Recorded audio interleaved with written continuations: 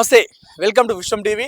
నేను మీ అనిల్. బంగాళాఖాతంలో ఏర్పడ్డ అల్పపీడన ప్రభావంతో రాష్ట్రంలో వర్షాలు భారీగా కురుస్తున్నాయని చెప్పుకోవచ్చు. గత 2 రోజుల్లో కూడా ఈ వర్ష ప్రభావాన్ని కనిపిస్తూ ఉంది.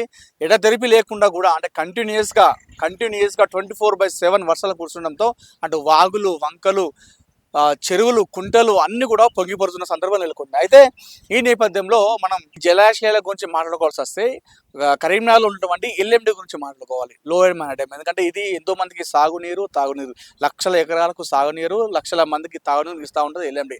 అయితే ఈ 2 రోజులుగా కురిసినటువంటి భారీ వర్షాలకు 2 రోజుల కింద ఎల్ఎండిలో చూసుకుంటే అంతగా నీరు లేకపోయి ఉంటాయి. అంటే ఈ మొన్న బుధవారం ఉదయం నుండి కురుస్తున్నటువంటి భారీ వర్షాలకు ప్రస్తుతం ఎల్ఎండి ఒక నిండు కుండలాగా అనిపిస్తూ ఉంది.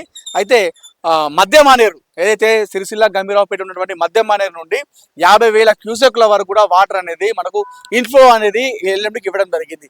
అయితే ఆ ఇన్ఫ్లో కాకుండా అంటే ఎల్ఎండిలో మధ్య మానేరులో వచ్చేటువంటి ఆ నీరు కాకుండా ఈ పరిసర ప్రాంతాల్లో ఉన్నటువంటి వాగులు ఏతుంటాయి, కుంటలన్నీ కూడా ఇందులో నీరు చేరడంతో ప్రస్తుతం అనేది ఎల్ఎండి మనకు నిండు కుండలాగా అనిపిస్తాను. సో మీరు విజువల్స్లో చూసుకోవచ్చు.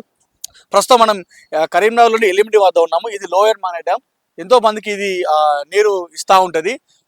అటు ఎకరాలకు, అటు పొలాలకు, అదేవిధంగా తాగునీరు అన్ని విషయాలు కూడా ఇస్తూ ఉంటుంది. ప్రస్తుతం అయితే ఇన్ఫ్లో అనేది బాగా ఉండడంతో ఏదైతే మన మధ్య మానేరు నుండి గేట్లు కూడా ఎత్తేయడం జరిగింది. ఆ పైన సైడ్లో వర్షం కురుస్తుండడంతో మధ్య మానేరులో నీరు అనేది బాగా నిల్వ ఉండడంతో అక్కడ నుండి గేట్లు ఎత్తేయడంతో అక్కడ నుండి ఇన్ఫ్లో అనేది 50,000 క్యూసెక్ల వరకు కూడా వాటర్ ఇందులోకి ఇన్ఫ్లో అనేది చేయడం జరిగింది. దీంతో పాటుగా ఇక్కడ ఉన్నటువంటి కరీంనగర్ పరిసర ప్రాంతాలు ఉన్నటువంటి అటు వాగులు, చెరువులు, కుంటలు, అదేవిధంగా సిద్దిపేట ఉన్నటువంటి మోయ 9 వాగు వాటర్ కూడా ఇందులోకి రావడంతో మనకు ప్రస్తుతం అయితే ఎల్ఎండి ఒక నిండు కుండలాగా అనిపిస్తూ ఉంది. మొత్తం ఈ కరీంనగర్లో ఉన్నటువంటి ఎల్ఎండి లోయర్ మానేర్ డ్యామ్ 24 TMCలో అనేది ఉంటుంది. అయితే ప్రస్తుతం అయితే 15 TMCలకు వాటర్ అనేది చేరుకోవడం జరిగింది. ఇదే తరహాలో ఇంకా 2 రోజులు కూడా వర్షం కురిస్తే మాత్రం అటు మధ్య మానేరు నుండి కావచ్చు, అదేవిధంగా పక్కన వాగులు, చెరువులు, కుంటలు, మోయ 9 వాగు ఇవన్నీ కూడా చేరుకొని మనకు 2-3 రోజుల్లో అంటే ఇదే తరహాలో వర్షం కురిస్తే మాత్రం ఇది ఎల్ఎండి అనేది నిండు కుండలా మారేది మనకు గేట్లు అనేది ఎత్తేసే అవకాశం ఉన్నట్టు కూడా అధికారులు అయితే చెప్తున్నారు. సో మొత్తానికి అయితే ఈ కరీంనగర్ ఉన్నటువంటి చాలా మంది పబ్లిక్ అయితే ఇక్కడ ఎల్ఎండికి రావడం జరుగుతుంది. కాస్త నిండు కుండలా వాటర్ కనిపించడంతో ఇటు పర్యాటక ప్రాంతంలా కాబట్టి చాలా మంది పబ్లిక్ వచ్చి ఈ వ్యూను అయితే ఎంజాయ్ చేస్తున్నారు. ఇదే తరహాలో అయితే ఉన్నటువంటి ఏదైతే మనం కరీంనగర్ జిల్లాలో ఉన్నటువంటి ఉమ్మడి జిల్లాలో వర్ష ప్రభావం అయితే తీవ్రంగా కనిపిస్తూ ఉంది. చాలా మంది ప్రజలు అయితే రాకపోకలు ఇబ్బంది పడుతున్నారు. అటు సిరిసిల్ల, గంభీరావుపేట లాంటి ప్రాంతాల్లో అయితే రోడ్లు అన్ని కూడా కొట్టుకోవడం జరిగింది.